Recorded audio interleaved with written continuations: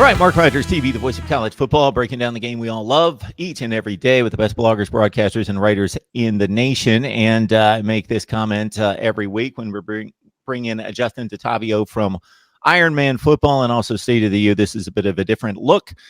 Justin breaking down typically offensive football for us throughout the offseason and Miami in particular. Justin, how you doing today?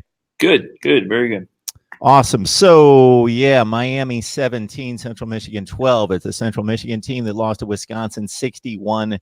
And that would be the comparable opponent on what you would think Miami's level is. Not necessarily that Wisconsin's not better this year, but in regards to program level, talent level, etc. So, in addition to that, you've got the psychological factor of how these athletes take in that kind of performance. Do they take it in as we dodged a bullet? This is as bad as we can play. We're so much better than this. We mailed it in. We'll be fine. They still have their swag. Or, man, we've got tougher teams coming on down the road, and we got some issues here, and I thought we were better than this.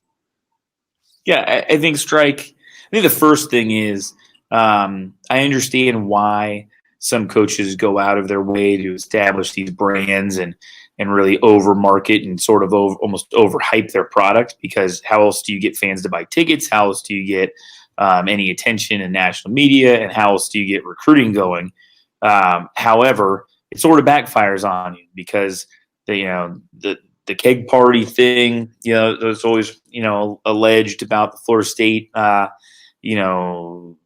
convention and all that stuff, and the yacht and all those things, transfer portal, this and that. What do they really matter if the result is 2-2 and nearly escaping from Central Michigan, right? Who, like you said, was destroyed by Wisconsin. And now you know why Wisconsin beats Miami thoroughly, right? Because they have a focus in Wisconsin. There's an identity to Wisconsin. You know exactly what you're getting as a player, a fan, a coach, an opponent. The media, people that are working the game on the sideline or in the booth. I mean, you know what you're getting out of Wisconsin. The refs know what they're getting out of Wisconsin. And so I think with that clarity, confidence, conviction, Wisconsin can go out and dominate a team. They can go out and win a football game. They're really just rolling right now. Good quarterback play can do a lot, but they're currently just steamrolling. And so obviously, they put a pretty big, hurting on old Michigan there. And I think that's how that happens. I think, I understand why you brand and why you do that, but I think sometimes the hype can kind of backfire on you because now you're all talk. And there was inklings, and whether they're true or not, I'm not sure. But there were inklings that there was the idea that we're just a scheme away on offense from an OC away. That oh no, there's talent here.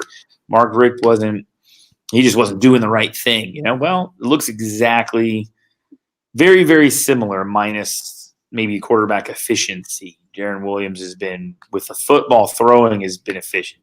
He hasn't thrown any interceptions, whether a bunch of them have been dropped that should have been interceptions is a different story. His yards per attempt is pretty high. His completion percentage isn't bad. But, is he making any dynamic plays, game-breaking plays? Obviously not. So maybe Mark Richt's key to sticking around had little to do with necessarily not that his offense was going to light up the world or he was going to win conference championships, but probably stick around at 9-3 if he just would have made a different quarterback selection. Yeah, and I think some of that was on, he's an older coach. The thing that Mac Brown has done that I think will benefit him in the long run was bringing in young coordinators and letting them coach football versus coming in as an older coach who's just about to retire and being your own OC. It's a lot of work.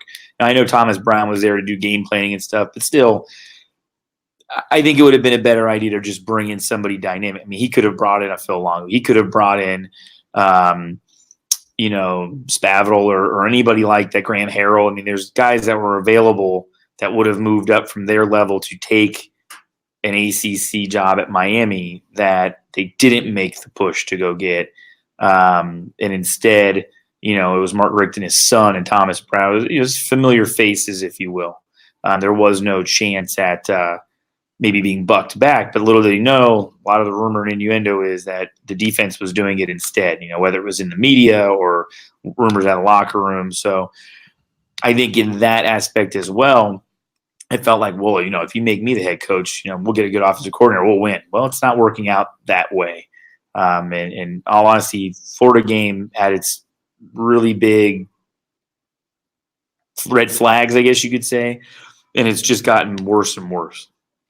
Got Justin Tatavio in the line from Ironman Football. You can also catch his analysis on State of the U, mostly on Miami, but we look through offensive football across the country. So what you're telling me, if we back up to a comment that you kind of slid through there that I need to catch, is that this offense looks about just as, from a approach standpoint, from a scheme standpoint, looks so similar to last year.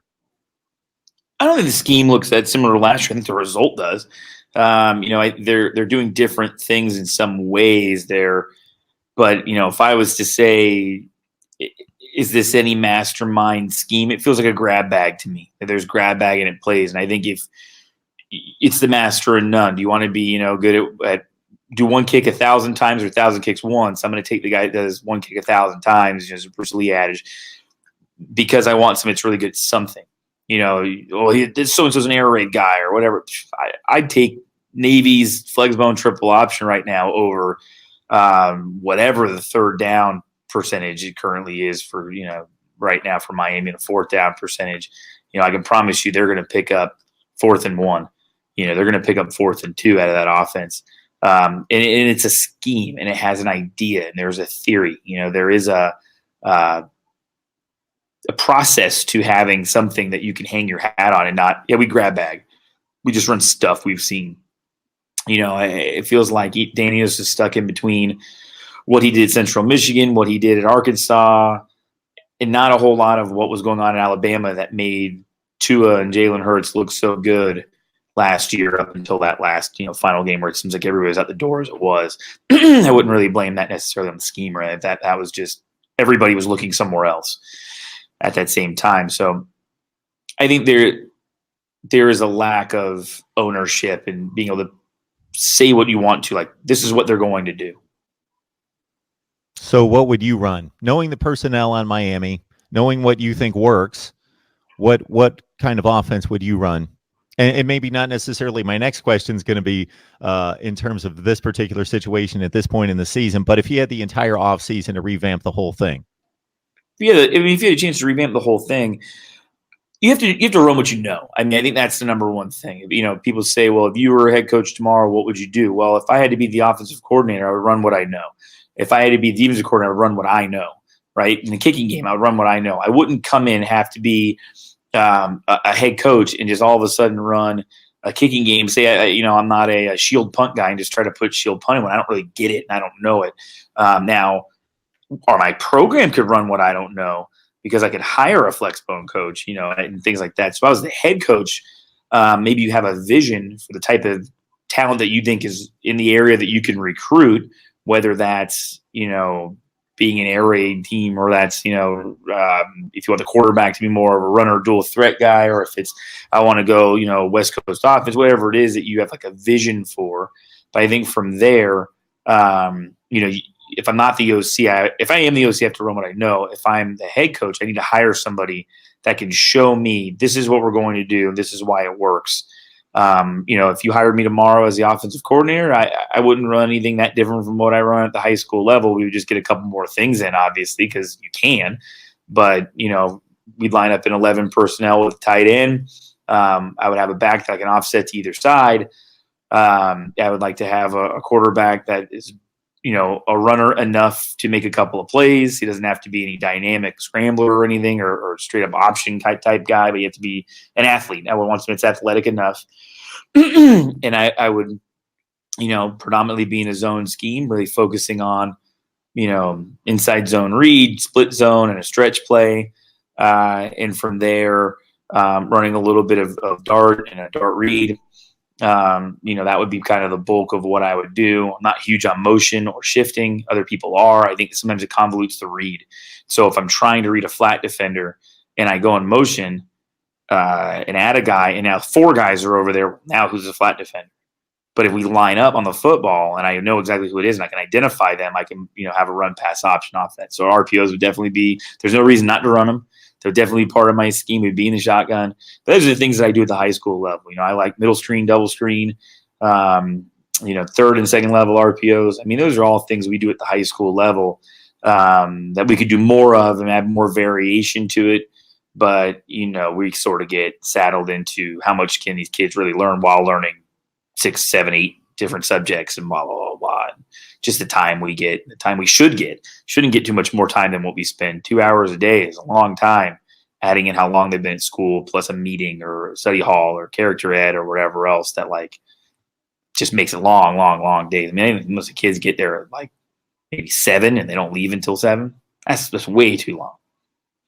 Got to do better than that. That's way absolutely. It is. I remember listening to a conversation with Jim Delaney, Big Ten commissioner, who just retired. I was at a luncheon, and he talked about, as a North Carolina basketball player that went to the Final Four. So we're talking top of the line. What was demanded of them in the late 60s versus what's demanded to these kids, and it just continues to expand, and it trickles down to the youth sports even.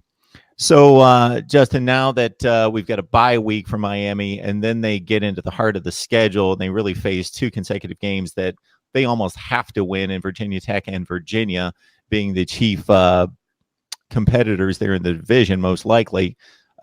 Is there anything, when you say it's a grab bag, you can't revamp the offense in 2 weeks, but what can you do to there has to be something that they're playing off of that's a bit of a base that they can start to makes more sense of it as this play builds off of that play, I mean, I just think that one of the biggest issues is they're kind of doing too much in a way.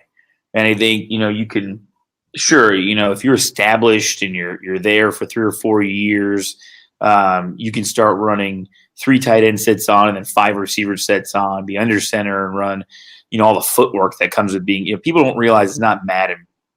There's footwork that you have to teach. So in a 20-hour practice week, you've got to teach the footwork of being under center and running play action passes and having toss sweep and having a jet sweep from under the center and having ISO under center. Then you have to also be able to teach the footwork of all the things that happen in the shotgun, whether it's zone read and you're reading off the end, whether it's an outside zone play where the back comes from a different angle, it's play action off of any of those, it's run pass option. I have to have my eyes in a different place. The way that offensive line footwork changes between zone, gap, and man, and the way the offensive line footwork changes between different screens and different pass protection. I mean, there's a lot to learn. I think they could have eased in on getting really good at 5 or 6 concepts that were similar. Something that Mike Leach would do, at the air raid, really just put in 5 or 6 concepts out of a couple of formations, and then adding little adjustments every week as opposed to massive wholesale changes. I think that could have made it a lot easier. All right, our weekly look at Miami football with Justin Tatavio from Ironman Football. Also join him on State of the U. Justin, we appreciate you stopping by, laying down the law for us. All right, appreciate it.